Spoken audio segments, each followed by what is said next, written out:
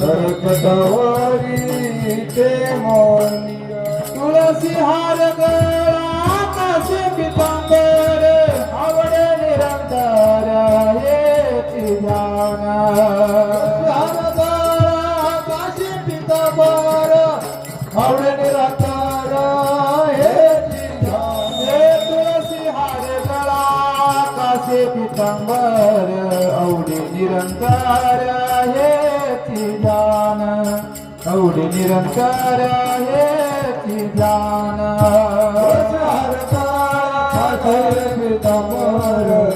आवडे निरंतर येती ध्यान आवडे निरंतर येती ध्यान मकर कुंडले कळपती श्रवणी कंठी कौस्तुभमणी विराजित कंठी कौस्तुभमणी विराजित मकर कुंडले कळपती श्रवणी कंठी कौस्तुभमणी विराजित कंठी कौस्तुभमणी विराजित तुळसी हार गळा काशी पितांबर आवडे निरंतर येती ध्यान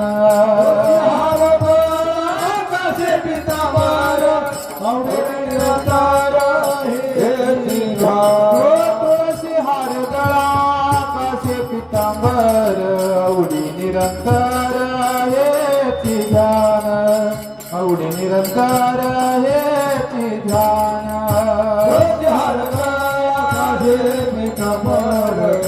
आवडे निरंतर येती ध्यान आवडे निरंतर येती ध्यान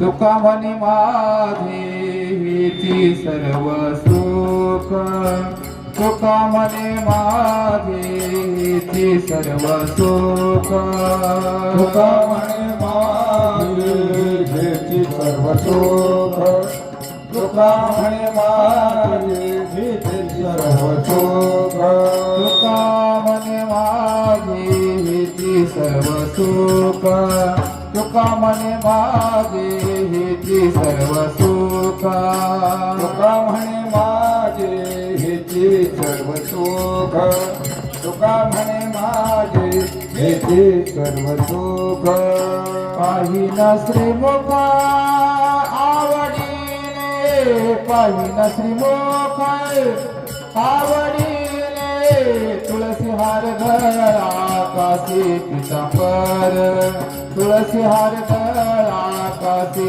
पितांबर पाहिन श्रीमुख आवडीने पाहिन श्रीमुख आवडीने तुळसी हार गळा काशी पितांबर तुळसी हार गळा काशी पितांबर आवडी निरंतर हेची ध्यान आवडी निरंतर हेची ध्यान तुळसी हार गळा काशी पितांबर तुळसी हार गळा काशी पितांबर आवडे निरंतर हेची ध्यान आवडे निरंतर हेची ध्यान तुळसी हार गळा काशी पितांबर तुळसी हार गळा काशी पितांबर विठोबार कुमाई विठोबार कुमाई विठोबार कुमाई विठोबार कुमाई विठोबार कुमाई विठोबार कुमाई विठोबार कुमाई जय जय विठोबार कुमाई विठोबार कुमाई विठोबार कुमाई विठोबार कुमाई जय जय विठोबार कुमाई हरि जय जय विठोबार कुमाई विठोबार कुमाई विठोबार कुमाई विठोबार कुमाई विठोबार कुमाई विठोबार कुमाई विठोबार कुमाई विठोबार कुमाई जय विठोबार कुमाई विठोबार कुमाई विठोबार कुमाई विठोबार कुमाई विठोबार कुमाई विठोबार कुमाई विठोबार कुमाई विठोबार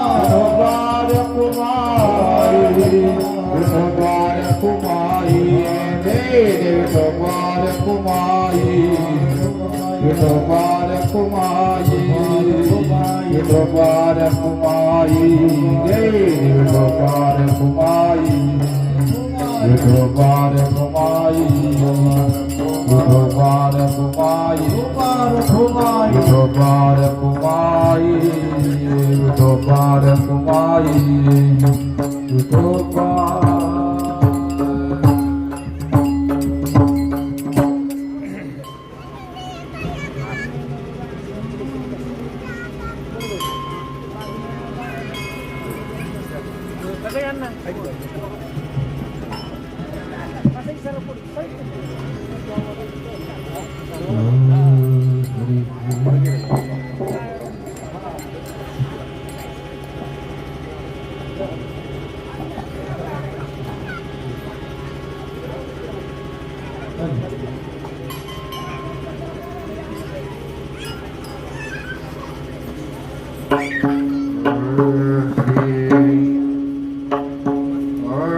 हरि हरि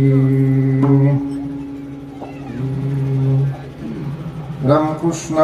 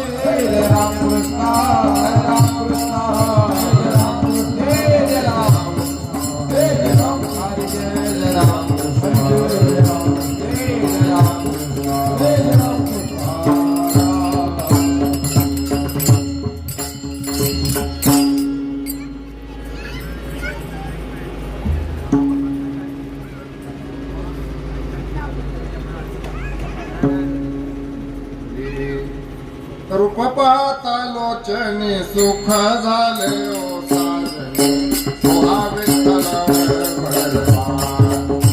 वरवार तुहा माधव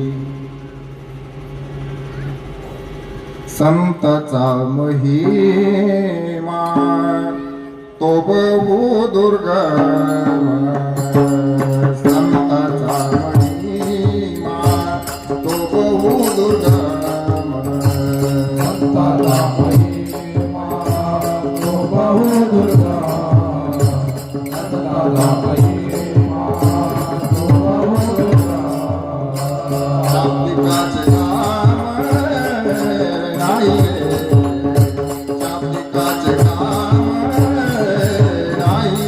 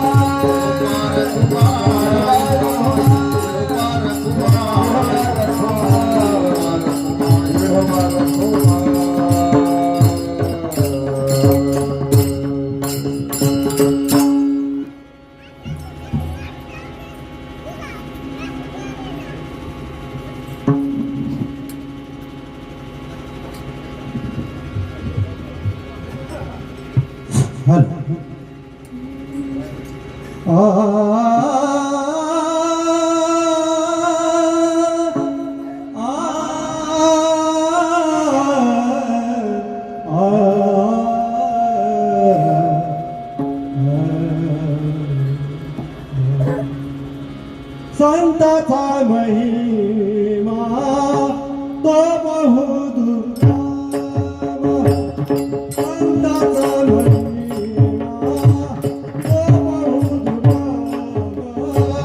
संताचा महिमा तो बहु दुर्गम संताचा महिमा तो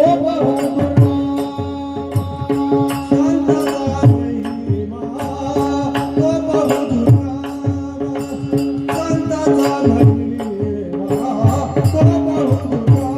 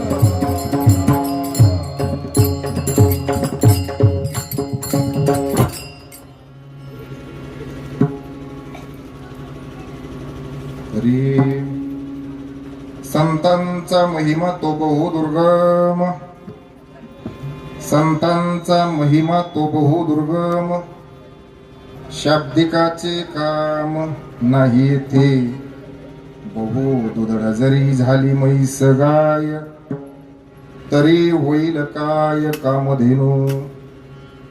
तुका म्हणी अंगी व्हावी ते आपण, तुका म्हणी अंगी व्हावी ते आपण, तरीच महिमान येईल कळू.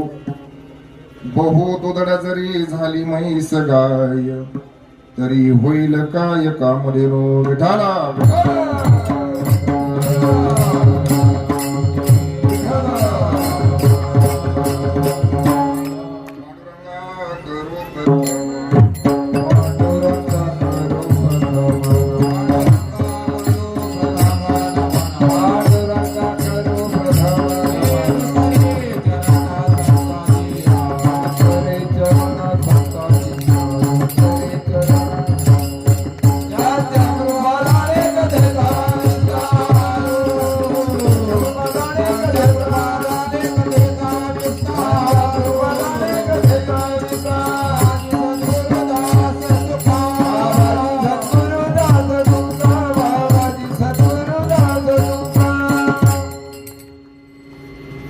काय माझी वाणी मानेल संतासे, रंजवू चित्तासी आपुलिया. जयांची वदे पूर्ण वेदांत वाणी, म्हणावे कसे हो तया लागी वाणी. परब्रह्म रूपी असा जो तुकावा, तयाचे तुकी कोण तुझा तुकावा. जगद्गुरु तुकाराम महाराज की जय. साधु संत के तुम रखवारे, असुर निकंदन राम दुलारे. संकट कटै मिटै सब पीरा,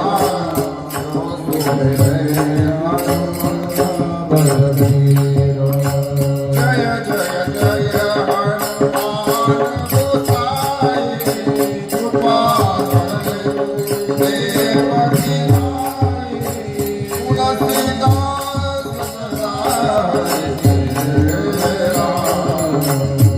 जय नाथ हृदया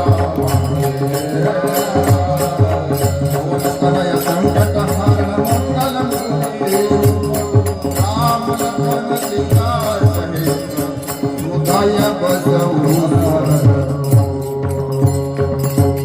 राम सिया राम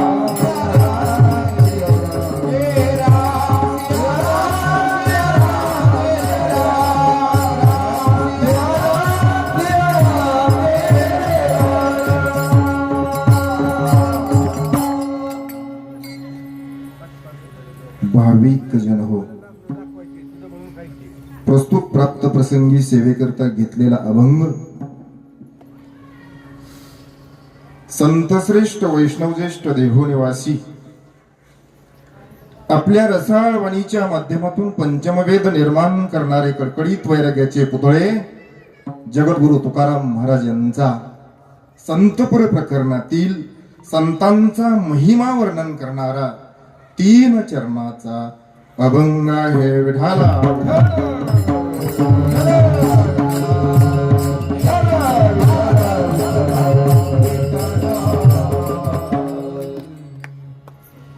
सेवेला प्रारंभ करण्यापूर्वी अल्पसा परिहार म्हणून आपल्या या भेगवण गावामध्ये थोरात नगर मध्ये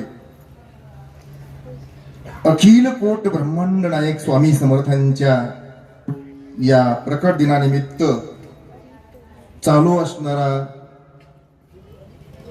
अखंड हरिनाम सप्ताह जो नामयज्ञ आहे, या नामयज्ञाचं हे 14वे वर्ष, बरोबर आहे ना? आणि 14व्या वर्षातील आज 4थ्या दिवशीची कीर्तन रूपी सेवा आपल्या सेवा मंडळाच्या वतीनं आमचे राजाभाऊ तसेच कुंभार साहेब काका या सर्वांच्या माध्यमातून ही सेवा माझ्याकडे आली असो. आज या ठिकाणी या सेवेला गोड अशी मृदंगाची साथ आमचे श्रीकृष्ण महाराज करत आहेत. गोड हार्मोनियमची साथ आमचे भगवान महाराज दराडे तसेच आमचे बाळासाहेब महाराज कुपचे दोघेही करत आहेत. असो, आणि गोड गायनाची साथ करण्याकरता महाराज आपल्या परिसराचं वैभव हो कदम महाराज आणि त्यांचेच वडील मोहन महाराज पिता पुत्र बरोबर आहेत महाराज. हो, गोड अशी गायनाची साथ करतायत. तसेच आमचे ढवळे महाराज ही गोड गायनाची साथ करण्याकरता उभे आहेत. आणि बऱ्याच दिवसातून ज्यांचा योग आला महाराज, तुकाराम आप्पा होते का नाही त्यावेळी देसाई महाराजांची आमची सतत भेट वाजायची. पानसरे आप्पा, देसाई महाराज, सर्व महाराज गायक मंडळी साथ करण्याकरता उभे आहेत. समोर आमचे व्यासपीठ चालक या सप्ताहाची ज्यांनी निर्मिती केली आमचे काका समोर बसलेत.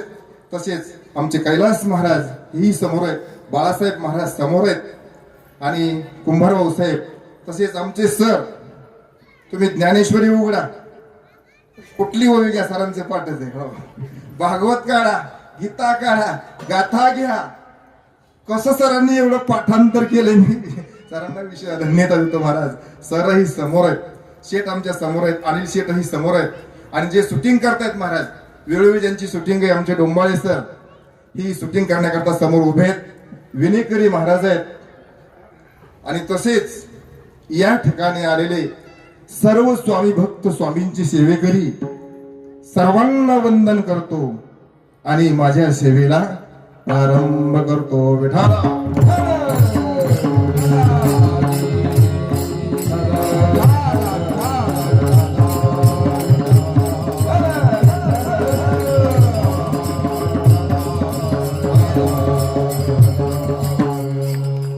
मालोजी महाराज आले बघा. ऐका, प्रस्तुत अभंगामध्ये जगद्गुरु तुकाराम महाराज अवर्णनीय अशा गोष्टीचं वर्णन करतात महाराज. पृथ्वीचं वजन किती आहे सर सांगता येईल का हो? नाही सांगता येईल. समुद्रामध्ये पाणी किती आहे डोळे महाराज सांगता येणार? सूर्याचा प्रकाश किती आहे देसाई महाराज सांगता येणार? ऐका, ज्याप्रमाणे पृथ्वीचं वजन किती आहे सांगता येणार नाही, समुद्रामध्ये पाणी किती आहे सांगता येणार नाही, सूर्याचा प्रकाश किती आहे सांगता येणार नाही, त्याच प्रमाणे सज्जन हो अखिल कोट ब्रह्मांड नायक स्वामी समर्थांचा सुद्धा महिमा वर्णन करून सांगता येणार नाही. एवढा अगाध आहे. आमचे सर विसरले बरं का, धन्यवाद सर. लक्षात आलं नाही हो, धुमाळ सर हे समोर बसलेले. एवढा आघात आहे महाराज, एवढा कठीण आहे, एवढा दुर्गम आहे की सेवेकरता घेतलेल्या अभंगाच्या पहिल्या चरणातून महाराज वर्णन करतात. संतांचा महिमा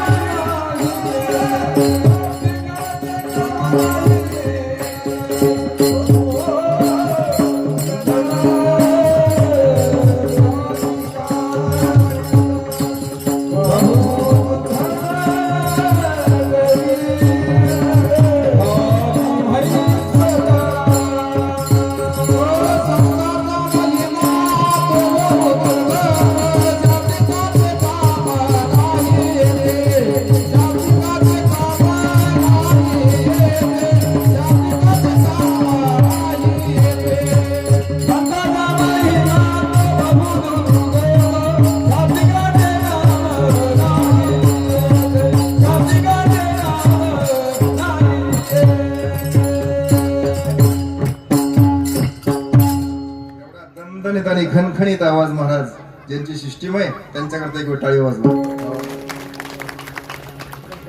गोड सिस्टीम आहे महाराज. महाराज म्हणतात एवढा कठीण आहे, दुर्गम आहे की तो आमच्या सारख्या शाब्दिकानं काय वर्णन करावा. अहो मुळात यांची भेटच कठीण आहे. किती कठीण आहे. महाराज म्हणतात बहु अवघड आहे संत भेटी, परी जग जेठी करुणा केली. संत भेट महाराज काय सहजासहजी होऊ शकते. अवघड आहे महाराज संत भेट होणं. किती अवघड आहे. नाथराय वर्णन करतात महाराज. अरे एक वेळ चंद्रामृत सुखानं सेवन करता येईल. ऐका समुद्र पोहून जाता येईल. मावळतीला जाणारा सूर्य एक वेळ थांबवता येईल. म्हणा की महाराज वा. सेवा चंद्रामृत सुख सेवली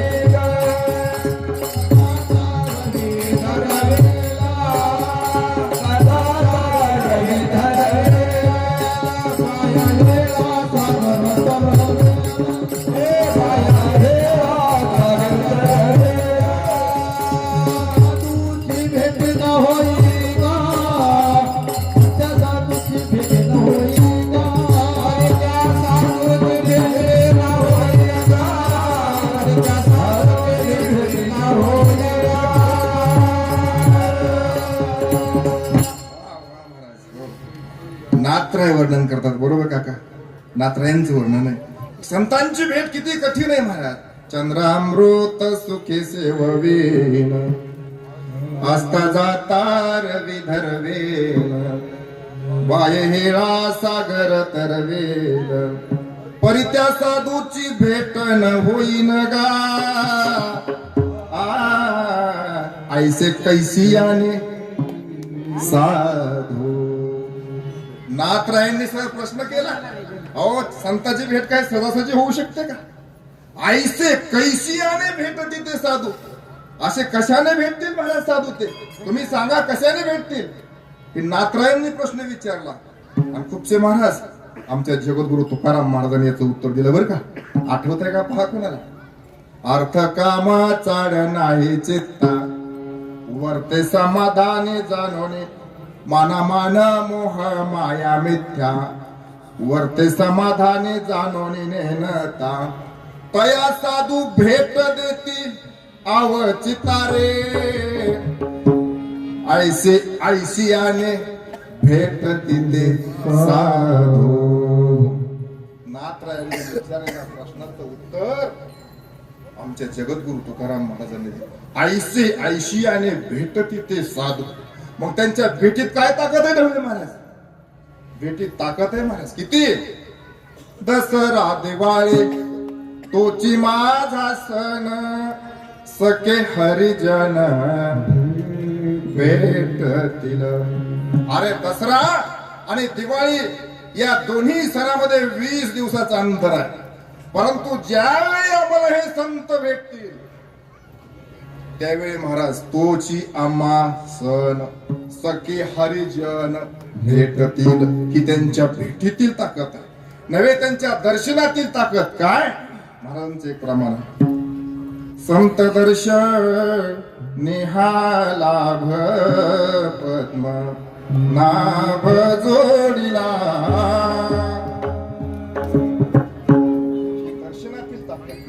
त्यांच्या दर्शनामध्ये एवढी ताकद आहे. त्यांच्या भेटीमध्ये एवढी ताकद आहे. आणि त्यांचा महिमा माझ्यासारख्याने महाराज काय वर्णन करावा. तेथे माझा काय कोण तो विचार वर्णावया पार. महिमा त्यांचा. त्यांच्या दर्शनामध्ये एवढी ताकद आहे. भेटीत एवढी ताकद आहे. म्हणून रात्री आपण ऐकलं की त्या संताच्या चरणावरती मस्तक ठेवायचं. म्हणा की रातचं आपण श्री संताची या माथा चरणावरी माता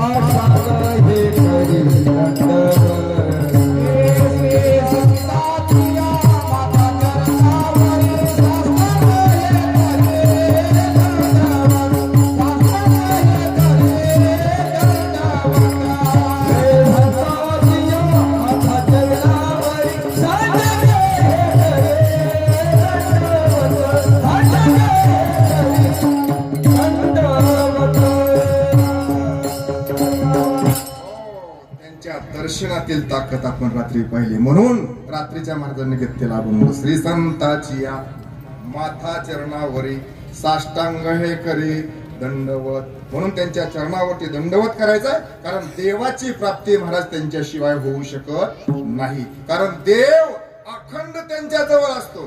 देवतया जवळी असे नासे दर्शने. देव त्यांच्या अखंड जवळ आहे महाराज. परी तयापासी पांडवा मी हरपला गिवसवा जेत नाम घोष बरवा करते माझा. त्यांच्या जवळच भगवान आहे. देव अखंड त्यांच्या जवळ आहे नव्हे. त्यांचा अशी स्थिती, त्यांचा असा अनुभव आहे की संपूर्ण हे विश्वची माझे घर ऐशी मती दयाची स्थिर. म्हणून पर्वतीचा भंग ऐसा ज्याचा अनुभव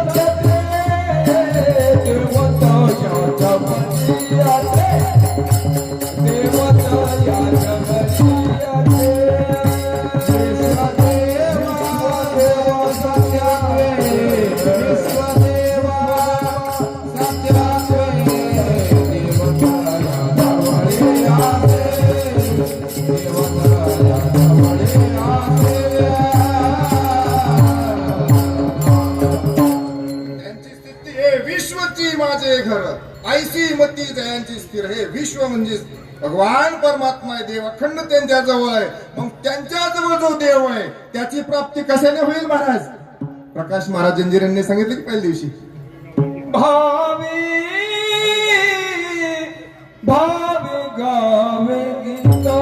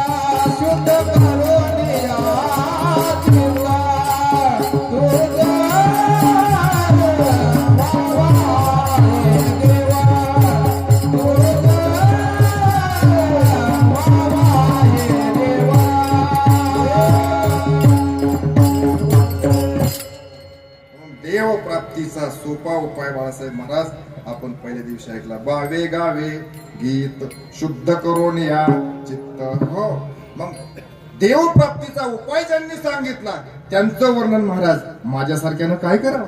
इथे माझा काय कोण तो विचार वर्णावया पार महिमा त्यांचा. कारण त्यांचा महिमाच असा आहे बहुदुर्गम आहे, कठीण आहे. एवढा कठीण आहे महाराज म्हणतात की तो शाब्दिकानं वर्णन होऊ शकत नाही. ऐसा संताचा महिमा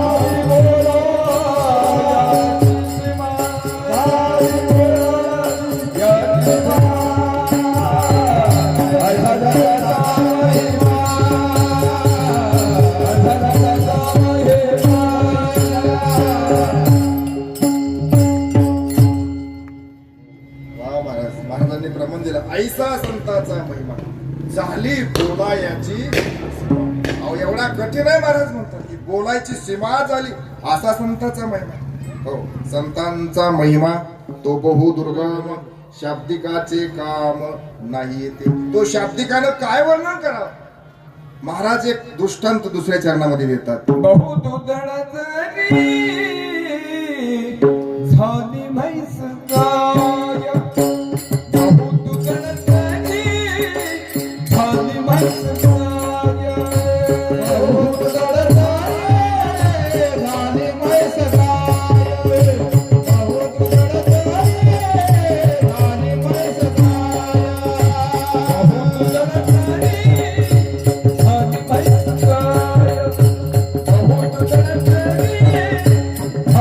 बहुदुधण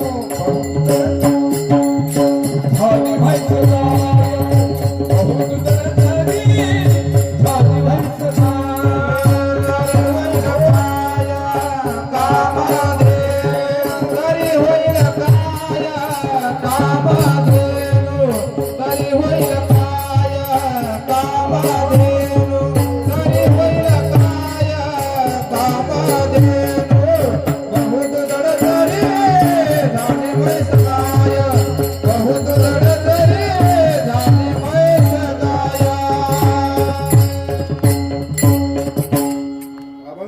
दुसऱ्या चरणातून महाराज एक दृष्टांत देतात की अरे आपल्याकडे कितीही दूध देणारी गाई असो कितीही दूध देणारी म्हैस असो ही ज्याप्रमाणे कामधेनू होऊ शकत नाही महाराज त्याप्रमाणे आमच्यासारखे कितीही शाब्दिक ज्ञानी झाले महाराज त्यांना काय स्वामी समर्थांचा महिमा कळणार त्यांना काय संतांचा महिमा कळणार आहे त्या संतांचा महिमा करून घेण्याकरता किंबहुना स्वामी समर्थांचा महिमा करून घेण्याकरता स्वामी समर्थांचं सेवक झालं पाहिजे सेवेकरी झालं पाहिजे नवे संतांचा महिमा करून घेण्याकरता संत झालं पाहिजे त्याच वेळी त्यांचा महिमा करून येईल या अभंगाच्या तिसऱ्या चरणातून तुका माने भावे ते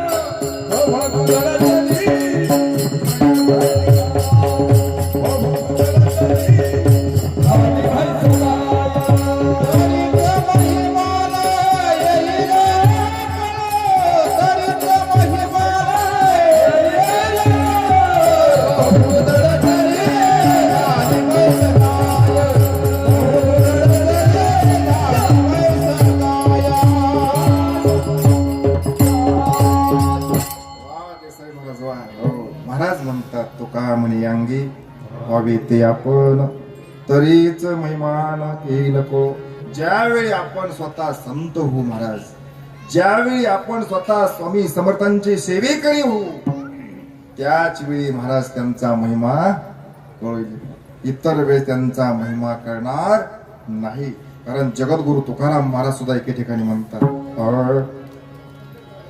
संताचा महिमा संतची जाणते दुर्लभ या गते आणि कासे अरे संतांचा महिमा फक्त संतच जाणतात महाराज, इतरांचं काम नाही. जिथे तुकाराम महाराज सुद्धा एके ठिकाणी म्हणतात सर, काय वाणू आता न पुरे ही वाणी, काय वाणू आता न पुरे ही वाणी,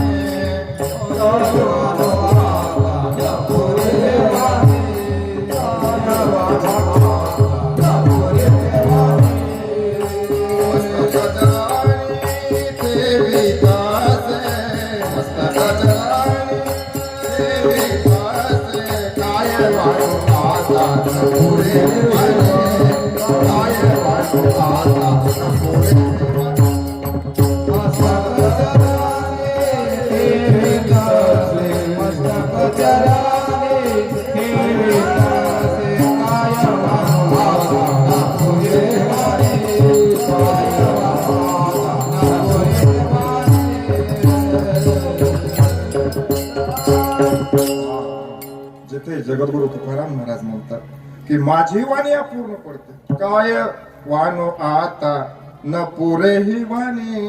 जिथे माझी वाणी अपूर्ण पडते तिथं मी काय वर्णन करणार, एवढा कठीण आहे. शाब्दिकाचे काम नाही येते तो त्याच वेळी करून येईल. तुका म्हणे अंगी व्हावे ते आपण, तरीच महिमान येईल फळ. कारण संतांचा महिमा महाराज फक्त संतच जाणू शकतो, इतरांचं काम नाही. मग देसाई महाराज संत म्हणायचं कोणाला? तेची संत, तेची संत, तेची संत, तेची संत, तेची संत,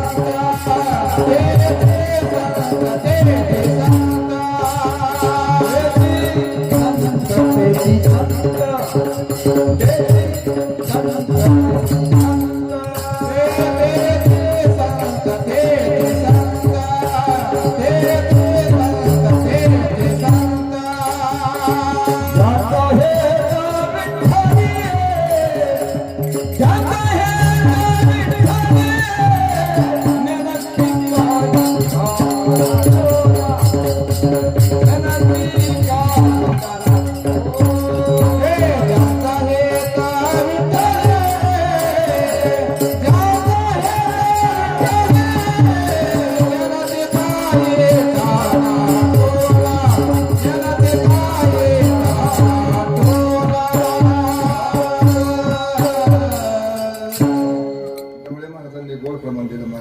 संत म्हणायचं कोणाला? तेची संत, तेची संत ज्यांचा एक विठ्ठले. ही निळोबऱ्यांची व्याख्या बरोबर आहे ना? निळोबऱ्यांची व्याख्या काका बरोबर आहे. आमच्या जगद्गुरु तुकाराम महाराजांनी सुद्धा संतांची व्याख्या केली. जे का रंजले गांजले त्यासी म्हणे जो आपुले. जे का रंजले गांजले त्यासी म्हणे जो आपुले. जे का रंजले गांजले त्यासी म्हणे जो आपुले. जे का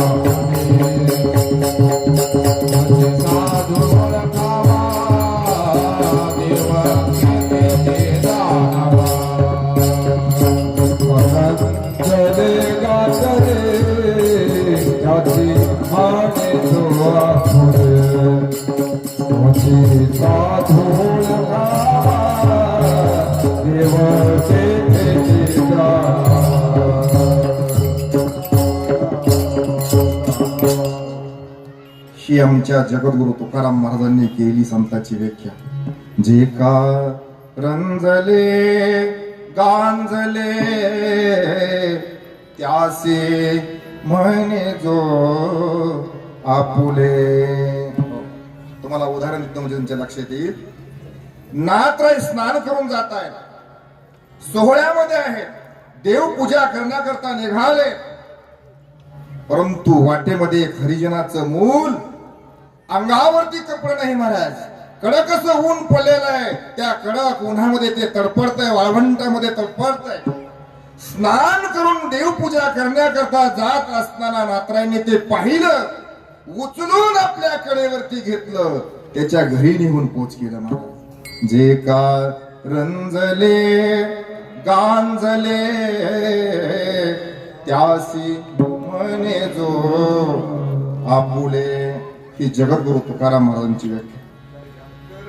जे पुत्रासी तेची दासा आणि दासी, ज्यासी अपंगिता नाही त्यासी धरी जोर दही, तोची साधू ओळखावा, देव तेथेची जाणावा. याला संत म्हणतात. ही तुकाराम महाराजांनी केली व्याख्या. ऐका, आणखी एक व्याख्या सांगतो. आमच्या मुक्ताईनं सुद्धा संतांची व्याख्या केली.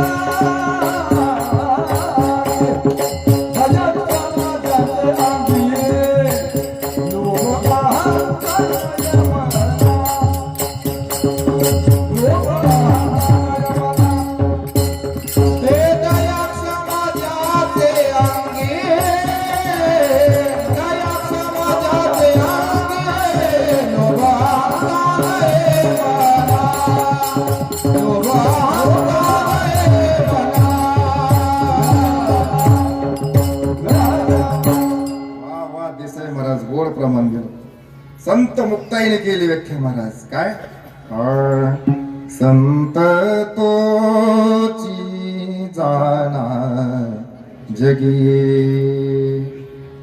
मुक्ताई म्हणतात तुम्ही त्याला संत म्हणा. कुणाला? दया क्षमा ज्याचे अंगी, ज्याच्याकडे दया आहे, ज्याच्याकडे क्षमा आहे, त्याला तुम्ही संत म्हणा. परंतु त्याच्याकडे काय नकोय महाराज तुम्हाला साहेब, त्याच्याकडे काय नसायला पाहिजे? उत्तरार्धामध्ये सांगितलंय, लोभ हंता नये मना. त्याच्याकडे देसाई महाराज लोभ नकोय, त्याला तुम्ही संत म्हणा. अहंकार नाही, त्याला संत म्हणा. काम नाही, त्याला संत म्हणा. क्रोध नाही, त्याला संत म्हणा. काम, क्रोध, लोभ, मद, मत्सर, अहंकार हे ज्यानं जिंकलंय त्याला संत म्हणा. कुणालाही संत म्हणायचं नाही. हो, मुक्ताई संतांची व्याख्या करतात. त्याच्याकडे लोभ नकोय, स्वार्थ नकोय. तुमच्या समोर एक उदाहरण ठेवतो. वयाच्या 16व्या वर्षी तोरणागड जिंकून स्वराज्याचं तोरण बांधणारे छत्रपती शिवाजी महाराज सोन्याचा नजराणा घेऊन तुकाराम महाराजांच्या भेटीला येतात. मग महाराज काय भाऊसाहेब घरी म्हणतात? महाराज भंडाऱ्यावरती जातात, शोधतात. घनदाट अरण्य जंगल आहे, कसं शोधायचं? महाराज शोधत असताना कुठून तरी असं भजन ऐकू आलं. हरे रामा हरे कृष्णा हरे राम हरे कृष्णा हरे राम हरे कृष्णा हरे राम हरे कृष्णा. या भजनाच्या दिशेने महाराज गेले. पाहिलं महाराजांचं भजन चाललेलं आहे. ब्रह्मानंदे लागली टाळे कोण देहाते संभाळे. अशा अवस्थेमध्ये छत्रपती शिवाजी महाराज गेले, महाराजांच्या चरणावरती नतमस्तक झाले आणि महाराजांना विनंती करतात, महाराज हा नजराना तुमच्या करता आणलाय, याचा स्वीकार करा. हो, किती आणलं होतं महाराजांनी? एवढा मोठा नजराना, हिरे माणिक मोत्यांचा नजराना तुमच्या करता आणलाय, याचा स्वीकार करा. केला का हो धुमाळसाहेब महाराजांनी स्वीकार? आणि आजचा जर असता माणूस तर महाराजांचे काय उद्गार आहेत? तुमचे रवित धरण, तुमचे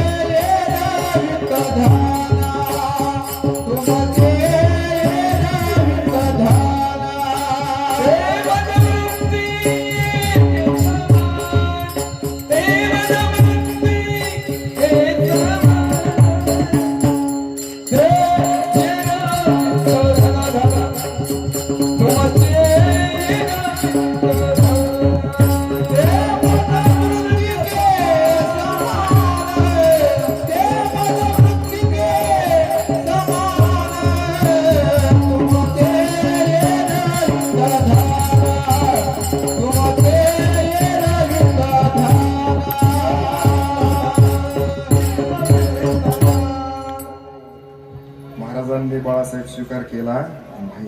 उलट महाराजांचे उद्गार आहेत, सोने रुपया मृत्तिके समान, माणिक पाषाण कळले जैसे.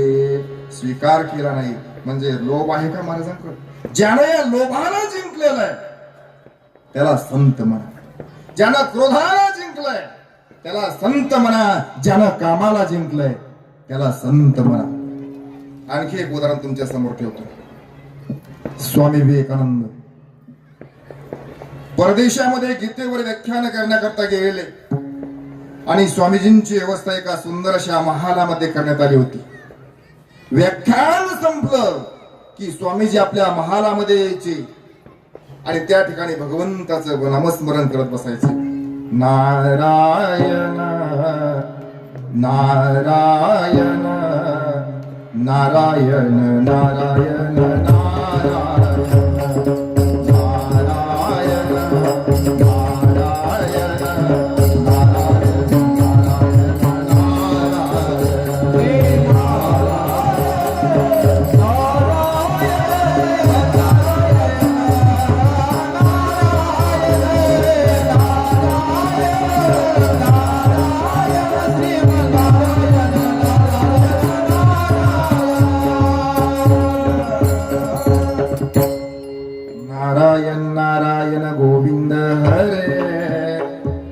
नारायण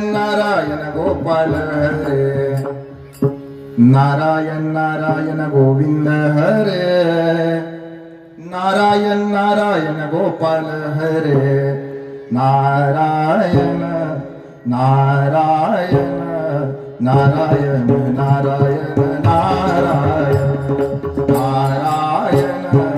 नारायण नारायण नारायण नारायण. असं भजन चालू आहे. मध्यरात्रीचा प्रसंग आहे आणि एकाएकी एक परदेशातील तरुण स्त्री स्वामीजींच्या महालामध्ये हजर, स्वामीजींच्या पुढे उभा राहिलेली. स्वामीजींनी विचारलं, एवढ्या मध्यरात्रीच्या प्रसंगी आपण या ठिकाणी? त्या महिलेने सांगितलं, स्वामीजी तुमची गीतेवरील व्याख्याने ऐकून मी एकदम संतुष्ट झालेले आहे आणि माझी अशी इच्छा आहे की मला तुमच्यासारखा सुंदर असा पुत्र हवाय, मला तुमच्यासारखा गीतेचा अभ्यासक असा पुत्र हवाय, तुमच्यासारखा ब्रह्मनिष्ठ ब्रह्मचारी असा पुत्र हवाय.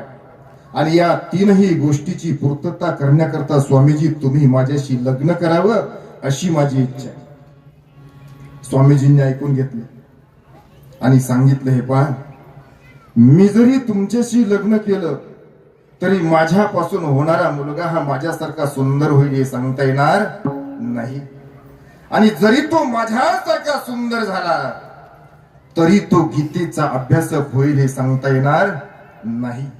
आणि जरी तो गीतेचा अभ्यासक झाला तरी तो ब्रह्मचारी ब्रह्मनिष्ठ राहील हे सांगता येणार नाही.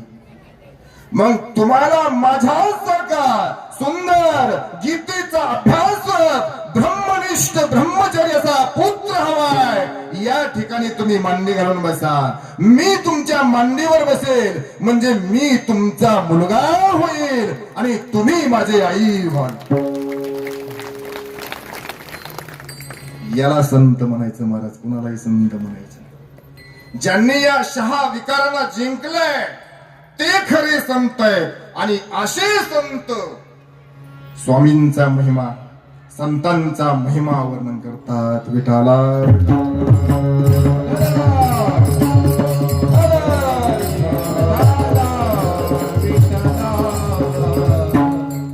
काय आहे हो संतांचा महिमा, काय आहे स्वामींचा महिमा. मगाशी महाराजांनी प्रमाण दिलं काय, ऐसा संताचा महिमा, ऐसा संताचा महिमा, ऐसा संताचा महिमा, ऐसा संताचा महिमा, ऐसा संताचा महिमा, ऐसा संताचा महिमा, ऐसा संताचा महिमा,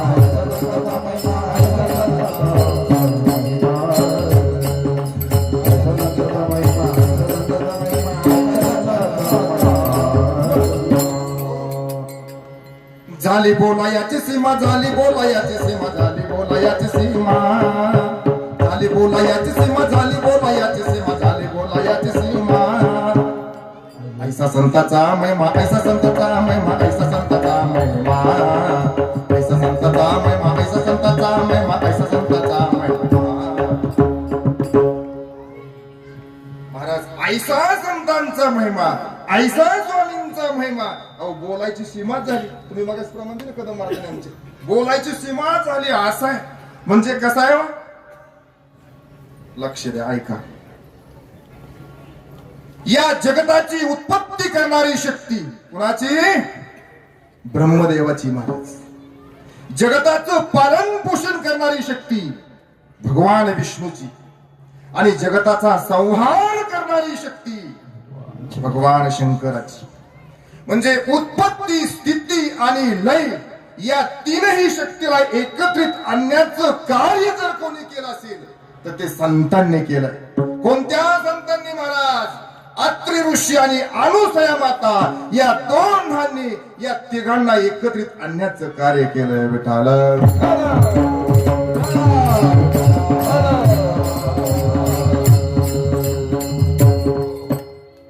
जगताची उत्पत्ती करणारी शक्ती ब्रह्मदेवाची. अनुसया मातेनं अत्रि ऋषींच्या सामर्थ्यानं 6 महिन्याचं बाळ केलं. बरोबर आहे की नाही ब्रह्मदेवाला? हो. भगवान विष्णूला देखील 6 महिन्याचं बाळ केलं. पाणी शिंपडलं 6 महिन्याचं बाळ. भगवान शंकर अंगावर पाणी शिंपडलं 6 महिन्याचं बाळ. ऐका, हे जगत उत्पन्न करणारी, पालन करणारी, संभाळ करणारी तीनही शक्ती 6 महिन्याची बाळ करणं महाराज सोपी गोष्ट आहे? झाली का नाही बोलायची मग? ऐसा संताचा महिमा. की 6 महिन्याची बाळ केली आणि शेवटी तिघांनाही एका रूपात आणलं. ते रूप म्हणजे भगवान दत्तात्रयाचा अवतार. दत्त रूपात त्यांना तिघांना एकत्र येऊन अवतार घ्यावा लागला. कुणाचं सामर्थ्य? संतांचं. झाली का नाही बोलायची सीमा? ऐसा संताचा महिमा, झाली बोला याची सीमा. अरे भगवान दत्तात्रय म्हणून अवतार घेतला आणि रोज गोर दिनांचा उद्धार केला. दुःख नाहीच केलं. पहाटे बरोबर 6 वाजता भगवान दत्तात्रय भीमा अमरच्या संगमावरती जातात आणि सकाळी 6 वाजता जे फक्त त्या भीमा अमरच्या संगमावरती येतात त्यांचं दुःख हरण करतात महाराज. हो. 6चं स्नान त्या ठिकाणी केल्यानंतर 12ची भिक्षा माधवगिरी मागण्याकरता गाणगापूर क्षेत्रामध्ये आणि 12 वाजता जे भक्त गाणगापूर क्षेत्रामध्ये येतात त्या भक्ताचं दुःख निवारण करण्याचं कार्य भगवान दत्तात्रय करतात. 12ची आरती होते, भिक्षा माधवगिरी मागली जाते आणि दुपारची विश्रांती घेण्याकरता 2 वाजता माहूरगडावरती जातात. तुम्ही कोणी गेला असता माहूरगडावरती ते पहा, भगवान दत्तात्रयांची मूर्ती अशी झोपलेली महाराज. 2 ला दुपारची विश्रांती माहूरगडावरती आणि त्या ठिकाणी येणाऱ्या भक्ताचं ते कल्याण करतात, दुःख निवारण करतात आणि नंतर सायंकाळचा फेरफटका परत कोल्हापूर. 6 वाजता कोल्हापूरला जातात. कोल्हापूर नंतर नरसोबाची वाडी घेतात. जे भक्त त्या ठिकाणी येतील त्यांचं दुःख निवारण करतात आणि रात्रीचा मुक्काम करण्याकरता गिरनार पर्वतावरती रात्रीचा मुक्काम महाराज दत्तप्रभूंचा आहे. अशा प्रकारे हा दत्तप्रभूंचा नित्यक्रम. आणि तेच दत्तप्रभू पुन्हा महाराज आंध्र प्रदेशामध्ये गोदावरी जिल्ह्यामध्ये पिठापुरम गावामध्ये श्रीपाद वल्लभ म्हणून एका ब्राह्मण कुटुंबाच्या पोटी अवतीर्ण झाले. म्हणून आपण म्हणतो दिगंबरा दिगंबरा श्रीपाद,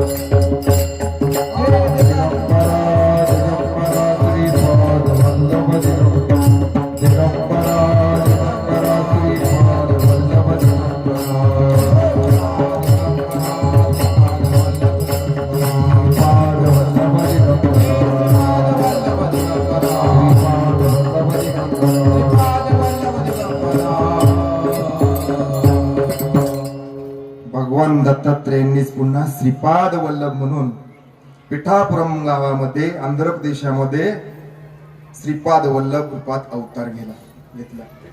महाराज उपजताच ज्ञानी, लहान वयामध्ये अवघड 3 वर्षाचं वय महाराज, मोठमोठ्या ब्रह्मसभा त्यामध्ये जावं आणि त्या ब्रह्मसभा जिंकाव्यात. कुणी? श्रीपाद वल्लभांनी अनेक ब्रह्मसभा जिंकल्या 3 वर्षाच्या वयामध्ये. झाली का नाही बोलायची? 3 वर्षाच्या मुलानं ब्रह्मसभा जिंकणं सोपी गोष्ट आहे का? झाली बोलायची सीमा. आणि त्यांचा महिमा आम्ही काय वर्णन करावं महाराज? शाब्दिकाचे काम नाही ते. 3 वर्षाच्या वयामध्ये अनेक ब्रह्मसभा जिंकल्या आणि एक वेळ ते श्रीपाद वल्लभ स्वामी फिरत फिरत गंगातीरी आले. आणि गंगातीरी आल्यानंतर एक ब्राह्मण कुटुंबीय, दोघे नवरा बायको, आत्महत्या करण्याकरता त्या ठिकाणी आलेले. त्यांनी अंतर्यामी ओळखलं महाराज, हाक मारली, आई काय अडचण आहे? काय नाही म्हटले, बाळा आम्ही आत्महत्या करण्याकरता आलो. आत्महत्या? काय तुमचं दुःख आहे? काय अडचण असेल मला सांगा, मी तुमचं दुःख निवारण करेल. म्हणले काय नाही दुःख आमचं, तू आता जे हाक मारली का नाही आई म्हणून, तेवढं वचन पूर्ण कर. आई म्हटलास तेवढं वचन आमचं पूर्ण कर. कोण म्हणतात? ते ब्राह्मण कुटुंबीय. श्रीपाद वल्लभाने सांगितलं काही हरकत नाही, परंतु या जन्मामध्ये नाही, दुसऱ्या जन्मामध्ये मी तुमचं हे वचन पूर्ण करील. मग दुसऱ्या अवतारामध्ये त्या ब्राह्मण कुटुंबियांचं इथं विदर्भामध्ये वाशिम जिल्ह्यामध्ये कारंजा या क्षेत्रावरती ते ब्राह्मण कुटुंबियाच्या पोटी अवताराला आले. काय? नरसिंह सरस्वती म्हणून त्या ठिकाणी ते अवतीर्ण झाले. नरसिंह सरस्वती रूपात अवतीर्ण झाले. अनेक दिनांचा उद्धार केला, अनेक लोकांची संकटे निवारण केली आणि पुढे 300 वर्षाचा काळ गेला. ऐका, आणि चिलेखेडा म्हणून एक गाव आहे. या चिलेखेडा गावामध्ये कर्दळी वन आहे. त्या कर्दळी वनामध्ये एक लाकूड तोडण्याकरता आलेला आहे. आणि लाकूड तोडत असताना तो एका वारुळाच्या कडेला उभा राहिलेला आहे. महाराज उभा राहून लाकूड तोडतोय. लाकूड तोडत असताना त्याची कुऱ्हाड वरून निसटली, डायरेक्ट त्या वारुळावरती पडली आणि वारुळावरती पडल्याबरोबर असं प्रचंड रक्त त्यातून निघालं. कुऱ्हाड रक्ताने लाल झाली आणि तो लाकूड थोड्या घाबरला. महाराज थरथर असा उडू लागला. काय भानगडे, काय भानगडे? कुऱ्हाड रक्तानं वाटलेली आहे. एकदम घाबरून गेला आणि त्या वारुळातून एकदम ब्रह्मांड नायक श्री स्वामी समर्थ महाराज की प्रगट झाले महाराज त्या ठिकाणी. त्या लाकूड तोड्या घाबरलेला आहे, हात जोडून समोर उभा आहे. स्वामी प्रकट झाले आणि म्हटले, काय एवढा घाबरलायस ना? घाबरू नकोस म्हणले, भिवू नकोस, मी तुझ्या पाठीशी आहे.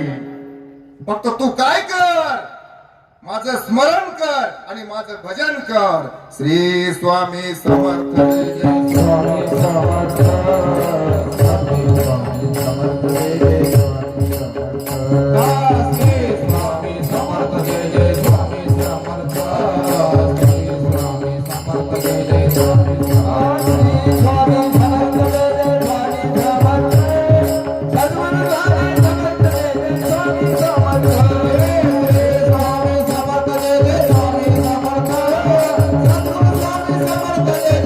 स्वामी समर्थ,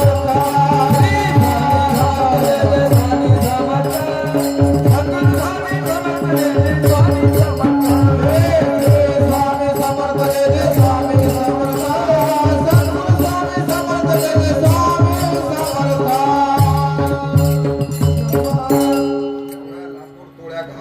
महाराज स्वामींनी सांगितलं, भिवू नकोस, मी तुझ्या पाठीशी आहे. फक्त तू काय कर, श्री स्वामी समर्थ जय जय स्वामी समर्थ, श्री स्वामी समर्थ जय जय स्वामी समर्थ.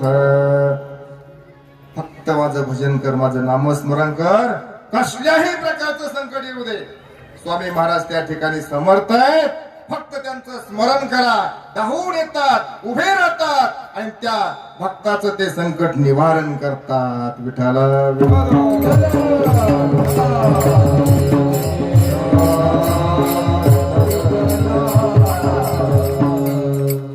हळूहळू स्वामीजी अनेक तीर्थाटने गेली. हैदराबादला गेले, मंगळवेढ्याला आले, सोलापूरला आले, मोहोळला आले, तीर्थयात्रा केल्या आणि अक्कलकोट मध्ये येऊन स्थायिक झाले, राहू लागले, अखंड भजन करू लागले. एक दिवस स्वामीजी एकाशा भक्ताच्या घरी जात आहेत. दारामध्ये सुंदरशी गावरान गाय बांधलेली स्वामीजींनी पाहिली आणि सांगितलं, मला दूध हवंय. त्या घर मालकाने सांगितलं, स्वामीजी 10 वर्ष झाली माझ्या दारात गाय आहे, परंतु ही वांज गाय आहे महाराज, हिच्यातून दूध निघत नाही.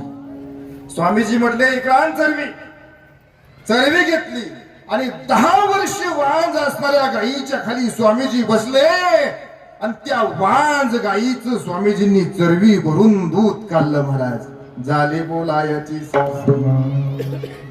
ऐसा संताचा महिमा, झाली बोलायची सीमा, ऐसा हा स्वामींचा महिमा आहे महाराज. आणि त्याच महाराज म्हणतात, आमच्या सारख्या शाब्दिकानं काय वर्णन करावा. विठ्ठल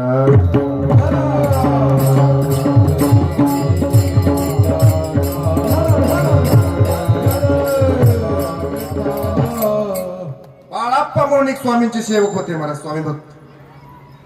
घरची परिस्थिती हलाखीची, रोज स्वामीच्या सेवेमध्ये असल्यामुळं त्यांची पत्नी, मुलं त्यांच्यावर रागवायची, त्रास द्यायची.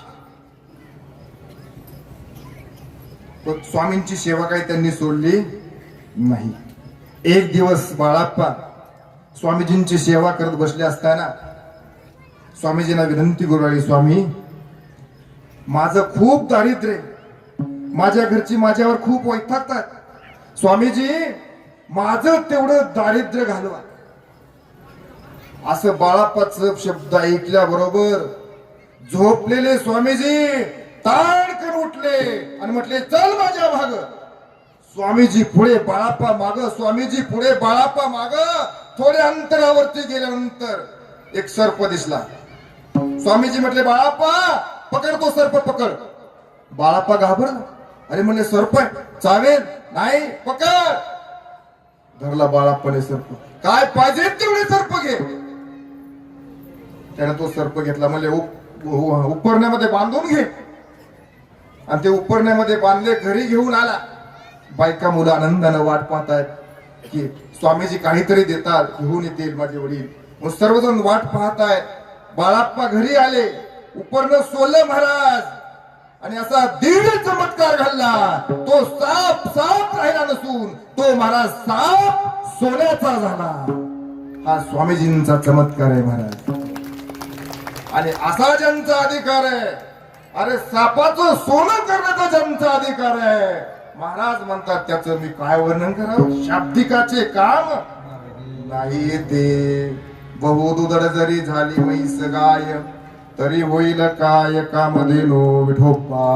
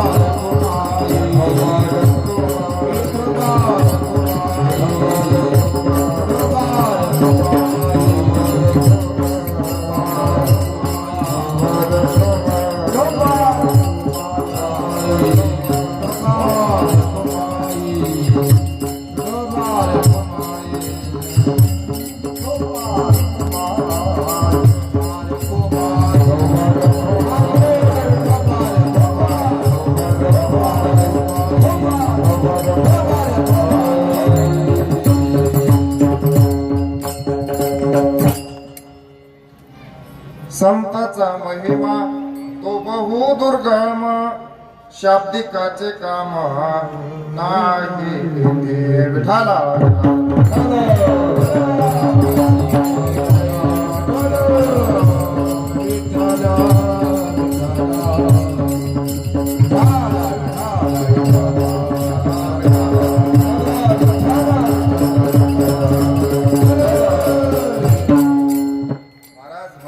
संतांचा महिमा एवढा कठीण आहे, दुर्गम आहे की तो आमच्यासारख्या शाब्दिकानं काय वर्णन करावं. ऐका, एक वेळ सर्व संत मंडळी तीर्थयात्रा करण्याकरता निघाली महाराज. नामदेवरायांचं सर्व कुटुंब आहे. सावतोजी महाराज आहेत, सेना महाराज आहेत, गोरोबा काका आहेत, कानोबा पाठक आहेत, माऊली ज्ञानोपर आहे, निवृत्तीनाथ सोपान काका.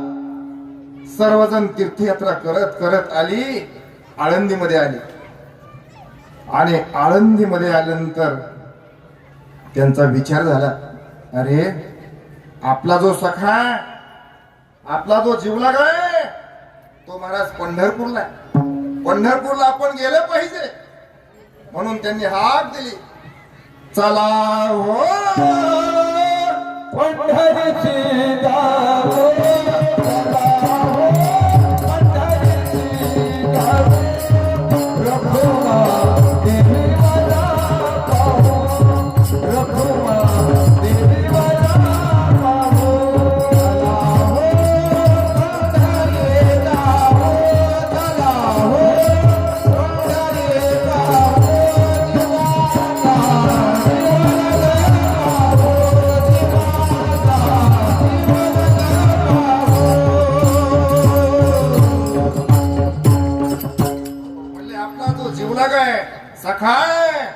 पंढरीमध्ये आहे म्हणून चला हो पंढरी जाऊ जीवाच्या जीव लगा पाहू म्हणून सर्व संत मांदियाळी पंढरपूरला आले महाराज. देवाला एवढा आनंद झाला त्या माझ्या पांडुरंग परमात्म्याने नामदेवरायांचं मौन करायचं ठरवलं महाराज. गंगा पूजन तीर्थयात्रा करून आलेच. गंगा पूजनाचा कार्यक्रम ठरवला चंद्रभागेच्या वाळवंटामध्ये. सर्व पंढरपूर वासियांना निमंत्रित करण्यात आलं. जेवणाच्या पंक्ती बसल्या आणि तो विटेवरचा पांडुरंग परमात्मा येऊन त्या संत मंडळीच्या पंक्तीला जेवायला बसले. झाली का नाही बोलायची? आपल्या राष्ट्राचे मुख्यमंत्री जर या ठिकाणी आले आणि पंक्तीला बसले महाराज, झाली का नाही बोलायची? विटेवरचा तो पांडुरंग परमात्मा पंक्तीला येऊन बसलेला आहे. जेवण वगैरे झालं. नामदेवरायांचं कीर्तन सुरू झालं महाराज. कीर्तनामध्ये टाळ घेऊन तो पांडुरंग परमात्मा उभा राहिलेला आहे. देसाई महाराज, कीर्तन एवढं रंगात आलेलं आहे. नामदेव कीर्तन करे पुढे देव. प्रकार काय झाला? नाचता नाचता देवाचा नामदेव कीर्तन करी पुढे देव नाचे पांडुरंग. नामदेव कीर्तन करी पुढे देव नाचे पांडुरंग. नामदेव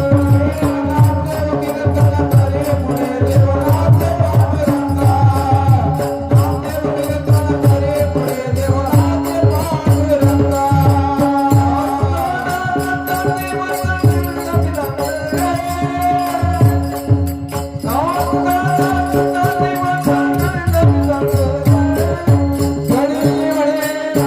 देव नाचे पांडुरंग.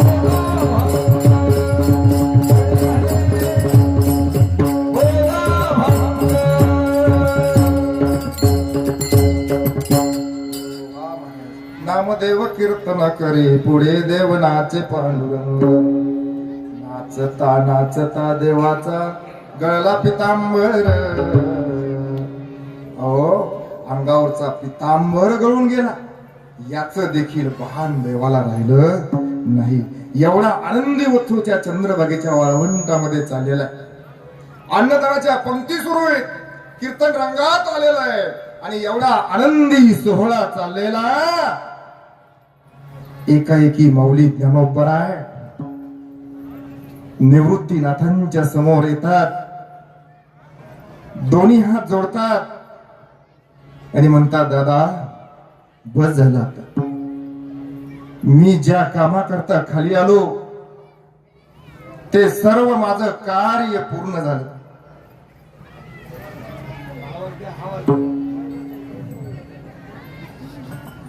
ज्या कामाकरता मी खाली आलो ते सर्व माझं कार्य पूर्ण झालं. सत्संग झाला, तीर्थयात्रा झाली. साधकांच्या साठी ज्ञानेश्वरी सारखा महान ग्रंथ मी त्यांच्या समोर ठेवला. योग्यांच्या साठी चांगदेव 65 सारखा महान ग्रंथ मी त्यांच्या समोर ठेवला. आत्मज्ञानांकरता अमृतानुभव निर्माण केलं. आणि जे सामान्य जीव आहेत या सामान्य जीवांकरता दादा मी हरिपाठ निर्माण केला. दादा मी ज्या कामाकरता खाली आलो ते माझं कार्य पूर्ण झालं. दादा आता मला थांबलं पाहिजे. आणि हे माऊलीचे शब्द ऐकल्याबरोबर निवृत्तीनाथांचं हृदय असं भरून आलं. डोळ्यातून गळगळ अश्रू वाहू लागले आणि पांडुरंगाच्या समोर जाऊन हात जोडून म्हणतात, देवा अरे काय म्हणतोय ज्ञाना, मी त्याचा मोठा भाऊ आणि मी जिवंत असताना माझ्या लहान भावानं माझ्या समोर जावं. देवा हे तुला कसं वाटतंय रे? हे निवृत्तीनाथांचे शब्द ऐकून पांडुरंग परमात्मा म्हणतात, ज्येष्ठाच्या आधी कनिष्ठाचे जाणी. देवा हे तुला कसं वाटतंय?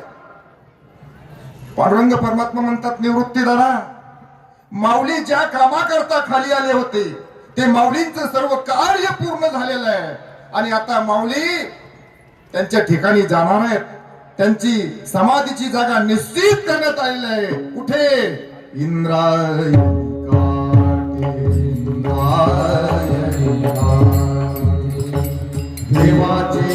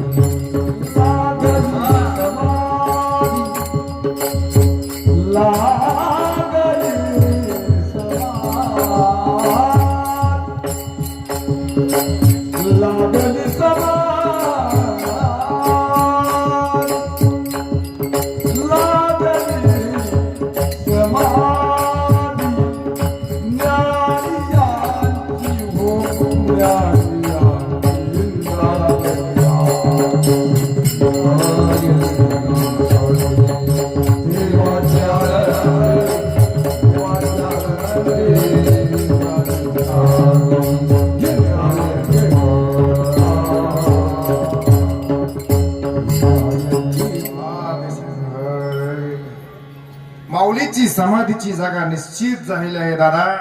सर्वांनी कार्तिक वद्य नवमीला आळंदीला यायचे भगवंताने सर्व संतांना सांगितले आणि सर्व संत मान्याळी कार्तिक वद्य नवमीला आळंदीच्या दिशेने वाटचाल लागली. महाराज आळंदीला आले.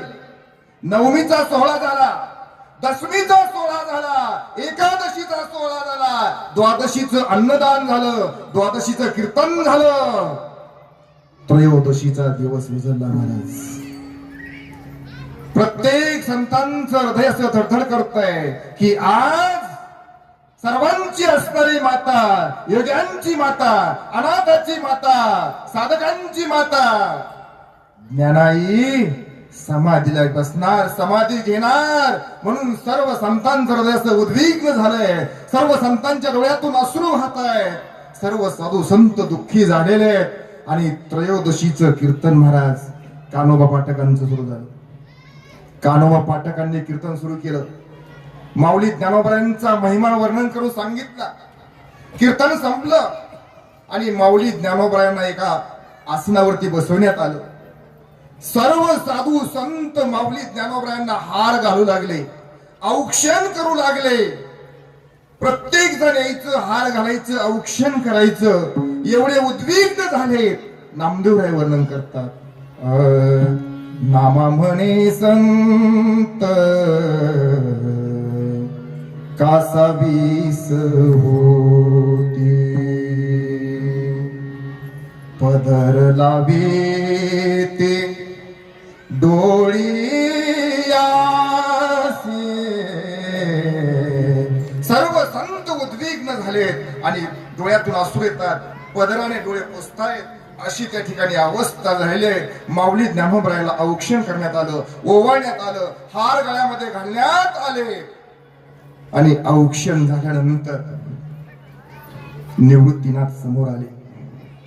विटेवरचे पांडुरंग परमात्मा माऊली ज्ञानोबरायांचे एका बाजूला झाले, निवृत्ती दादा एका बाजूला झाले. दोघांनी दोन्ही साईडचे हात धरले आणि माऊली ज्ञानोबरायाला असं उठून उभं केलं. देव निवृत्तीने धरिले दोन्ही कर, जातो ज्ञानेश्वर बैसावया.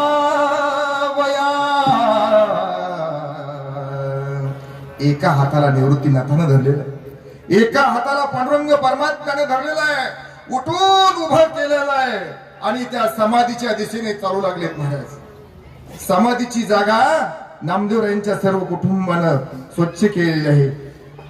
आणि त्या समाधी स्थळाकडे जात असताना एकाएकी माऊली ज्ञानोबराय थांबले आणि निवृत्तीनाथांच्या समोर हात जोडले आणि म्हणू लागले, दादा 22 वर्ष मी तुमचा लहान भाऊ म्हणून तुमच्या आज्ञेत राहिलो, 22 वर्ष मी तुमचा शिष्य म्हणून तुमची सेवा केली. या 22 वर्षाच्या कालखंडामध्ये दादा माझ्या हातून जर एखादी चूक झाली असेल तर मला मोठ्या भावाचं अंतकरण देऊन, मला गुरुचं अंतकरण देऊन दादा मला क्षमा करावी. हे माऊली ज्ञानोबरायांचे शब्द ऐकल्याबरोबर निवृत्तीनाथांच्या डोळ्यातून गळगळ पाणी येऊ लागलं आणि निवृत्तीनाथांच्या तोंडून उद्गार निघाले. अमर्यादा कधी केली नाही यांनी, गुरु शिष्य पण सिद्धी नेले. डोळ्यातून अश्रू येऊ लागले आणि एवढ्यामध्ये सोपान काकाने पाहिलं आणि सोपान काका धावतच आले. थांब दादा, अरे आम्हाला सोडून कुठे चाललास? लहान वयात आई गेली, लहान वयामध्ये बाबा गेले आणि ज्यावेळी आईची आणि बाबाची आठवण यायची ज्ञानदादा, त्यावेळी तू आई आणि बाबा म्हणून समोर उभा राहिलास. माईच्या पंखाखाली आम्हाला घेतलंस. ज्ञानदादा तुला जाऊ देणार नाही, थांब. ऐक ज्ञानदादा, आपण लहान असताना आपेगावरून त्यांना शांत सांगा, ठाला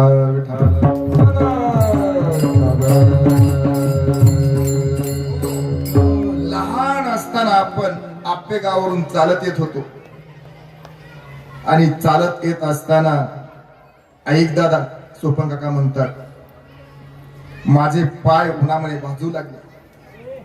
एवढं कडक असं ऊन आहे आणि उन्हाळ्यात माझे पाय भाजल्यानंतर मला आईची आठवण झाली, मला बाबाची आठवण झाली. म्हणून मी एका साईडला जाऊन बसलो आणि रडू लागलो.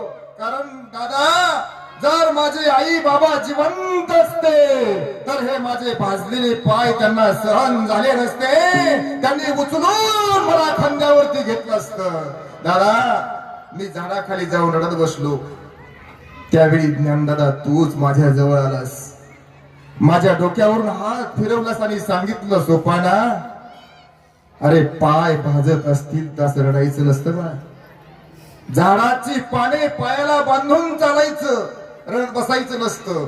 दादा, हे तूच मला शिकवलंस आणि आता तूच आम्हाला सोडून जात आहे. जाऊ नकोस ज्ञानदादा, तुला मी जाऊ देणार नाही. ऐक दादा, दिवाळीचा सण आला आणि दिवाळीच्या सणाला मी ज्यावेळी मुलांमध्ये खेळण्याकरता गेलो त्यावेळी सर्व मुलांच्या अंगावरती नवीन कपडे. प्रत्येक जण माझ्या जवळ यायचा आणि म्हणायचा, सोपाना, अरे तुला नाही रे नवीन कपडे. प्रत्येक जण माझ्या जवळ यायचा, सोपाना, तुला नाही नवीन कपडे. त्यांचं ते बोलणं ऐकून माझं अंतकरण भरून आलं. मला आईची आठवण झाली, मला बाबांची आठवण झाली. आणि जर माझे आई बाबा जिवंत असते तर आज या दिवाळीच्या सणाला मला नवीन वस्त्र मिळालं असतं, नवीन कपडे दिले असती, फाटक्या कपड्यावरती फिरायची वेळ आली नसती. म्हणून मी एका ठिकाणी रडत बसलो. त्यावेळी ज्ञानदादा तूच धावून आलास आणि तूच मला समजवलं आणि सांगितलं, सोपाना, अरे कपडे फाटले असतील तर सुई दोऱ्यानं शिवून घालायची बाळा, असं रडत बसायचं नसतं. दादा, हे तूच मला शिकवलं आणि आता तू, आई गेले, बाबा गेले आणि आज तूही आम्हाला सोडून जातोय. जाऊ देणार नाही ज्ञानदादा, तुला जाऊ देणार नाही. ही सोपन काकाचं आणि मुक्ताईचं आपलं सोपन काकाचं आणि ज्ञानदादाचं बोलणं चाललेलं आहे. हे मुक्ताईनं पाहिलं आणि तिकडूनच ओढत आली, थांब ज्ञानदादा, अरे कुणाच्या जीवावरती सोडून तुम्हाला निघालास? लहान वयामध्ये आई गेली, लहान वयामध्ये बाबा गेले आणि आज तूही आम्हाला सोडून जातोयस ज्ञानदादा, जाऊ देणार नाही. ज्यावेळी मांडे खाण्याची इच्छा झाली त्यावेळी ज्ञानदादा तू स्वतःचा जठराग्नी प्रज्वलित केला आणि पाठीवरती मांडे भाजून तू आम्हाला खाऊ घातलेस. ऐक दादा, आज कोण आम्हाला असं खाऊ घालणार आहे? कोण आईचं प्रेम देणार आहे? कोण बाबांची माया देणार? कोण आईची माया देणार? ज्ञानदादा, जाऊ नकोस. कोण म्हणतंय? मुक्ताई. मुक्ताई आठवण सांगू लागली, ज्ञानदादा, एक वेळ लहान असताना मला आईची आणि बाबांची आठवण झाली. मी रडत बसले, अंग टाकून दिलं, गडबड लोळू लागले, माझे सर्व केस हिसकटले गेले आणि हे तू पाहिलं, माझ्या जवळ आलास, मला समजवलंस, आपल्या मायेच्या पंखाखाली तू मला घेतलंस, आई बाबांचं प्रेम मला दिलंस आणि माझे हिसकटलेले केस तू हातामध्ये फणी घेतलीस आणि माझी वेणी घातलीस ज्ञानदादा. आता तू गेल्यानंतर माझी वेणी कोण घालणार ज्ञानदादा? मी तुला जाऊ देणार नाही. प्रत्येक जण माऊली ज्ञानोबरायांना विनवत. माऊली ज्ञानोबरायाने सांगितलं आता वेळ झाली, मला थांबता येणार नाही, तो भगवान मला बोलवतोय. म्हणून माऊली ज्ञानोबराय त्या समाधी स्थळाकडे आले. समाधी स्थळामध्ये उतरले. माऊलींना त्या ठिकाणी बसवण्यात आलं. समोर ज्ञानेश्वरी ग्रंथ ठेवलेला आहे.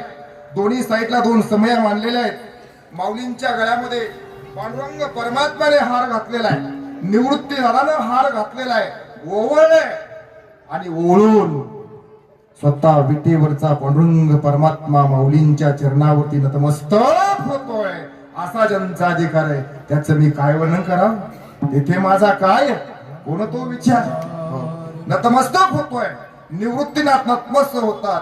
पांडुरंग परमात्मा नतमस्तक होतात आणि माऊली ज्ञानोबरायांकडे आशीर्वादाची मागणी करतात.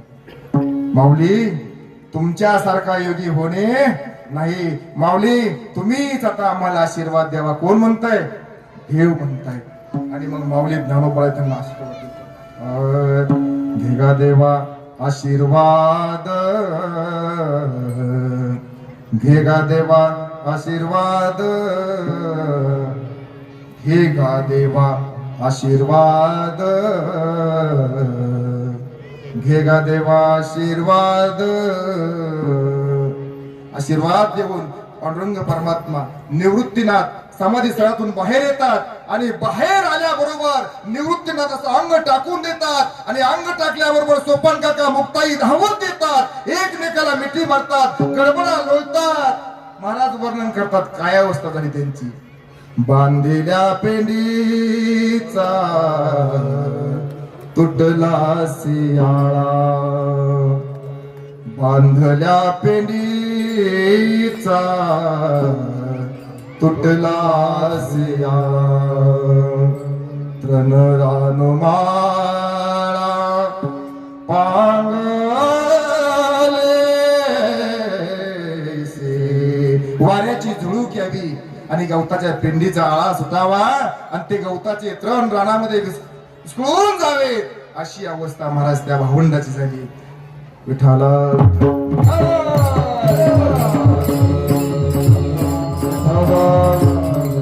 विठ्ठलीवरचा पांडुरंग परमात्मा ज्यांना समाधीला बसवतोय, त्यांच्या चरणी नतमस्तक होतोय, असा ज्यांचा अधिकार आहे त्यांचं मी काय वर्णन करावं. संतांचा महिमा तो बहुदुर्गम, शाब्दिकाचे काम नाही ते. ज्ञानेश्वर माऊली,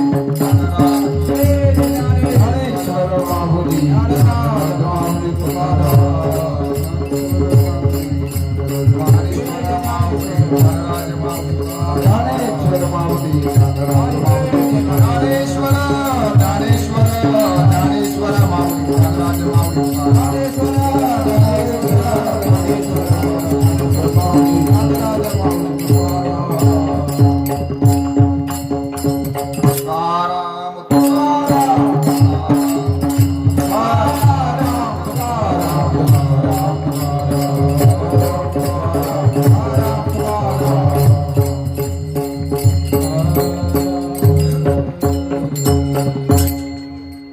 स्वामी समर्थांच्या प्रकट दिनानिमित्त चालू असणारा हा पारायण सोहळा, हा जो नामयज्ञ आहे, या नामयज्ञाचा 4था दिवस, 4थ्या दिवशीची कीर्तन रूपी सेवा सर्वांच्या सहकार्यानं पार पडली. सर्वांनी गोड साथ दिली. महाराज उपस्थित श्रोतेवर्गही भरपूर आहे. सर्वांनी शांत ऐकून घेतलं. झालेली सेवा स्वामींच्या चरणी अर्पण करून या ठिकाणी सेवेला पूर्णविराम देऊया.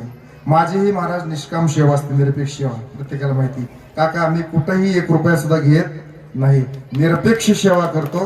ही निरपेक्ष सेवा स्वामींच्या आवडीची होईल, ती स्वामींच्या चरणी समर्पित करून या ठिकाणी सेवेला पूर्णविराम. किंबहुना तुमचे केले धर्म कीर्तन सिद्धी गेले, एथ माझे जे उरले पायी कपन. मी जे काही बोललो असेल ते आपणा सर्वांच्या पायाच्या प्रसादे, काही बोलिलो विनोदे. मज क्षमा करणे संते, नोहे अंगभूत युक्ती. नोहे हा उपदेश, तुमचे बडे बडे लो शेष. तुमच्या कृपेचे पोसणे जन्मो जन्मी तुका म्हणे मज क्षमा करणे संते विठाल जय जय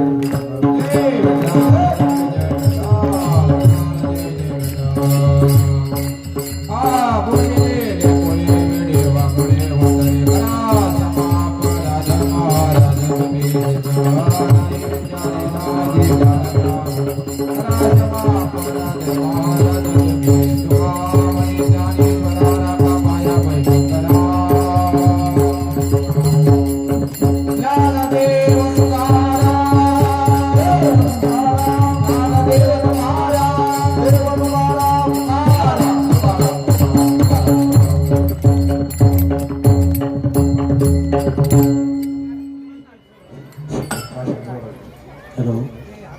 आज हरिभक्त पारायण बापू महाराज दाराडे यांचं शिस्त्रावे असे कीर्तन, तसंच त्यांना साथ देणारे त्यांचे चिरंजीव श्रीकृष्ण दाराडे असे कीर्तन अतिशय चांगल्या रीतीने पार पाडले.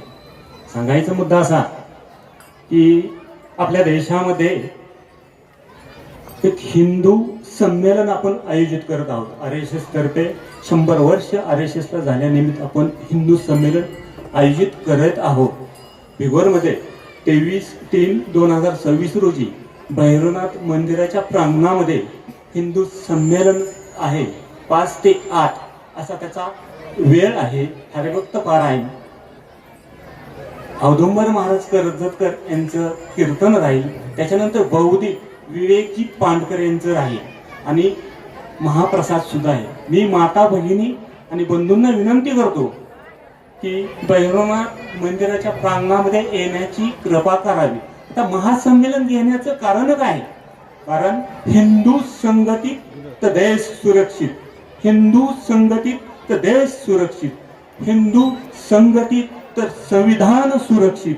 म्हणून प्रत्येकाने हिंदू संमेलना यावे. कारण हा देश छत्रपती शिवाजी महाराजांचा आहे, हा देश राणा प्रतापांचा आहे, हा देश राजमाता अहिल्यादेवी होळकरांचा आहे. म्हणून सगळ्यांना विनंती करतो की भैरवनाथ मंदिरामध्ये माता भगिनींनी येण्याची कृपा करावी.